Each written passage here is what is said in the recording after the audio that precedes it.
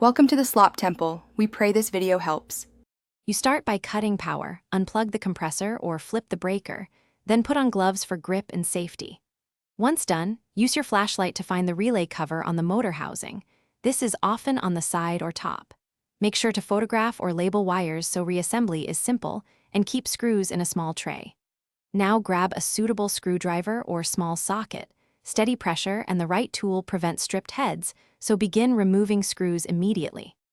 Once screws are loosened, use alternating turns to ease tension and avoid warping the cover. Then carefully pry at a corner if needed, watching for spring clips or foam seals that can pop free. You should lift the cover slowly. If it resists, check for hidden fasteners. Never yank.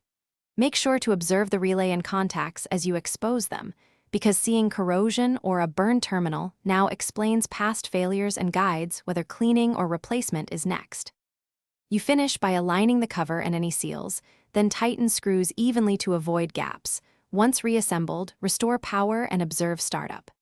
If the unit fails to start, make sure wire labels match original photos, red item terminals, and test the relay coil and contacts with a multimeter. If contacts show pitting or burning, clean with contact cleaner and retest. However, replace the relay if heating or intermittent contact continues.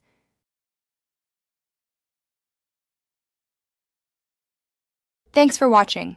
Consider subscribing if we helped you.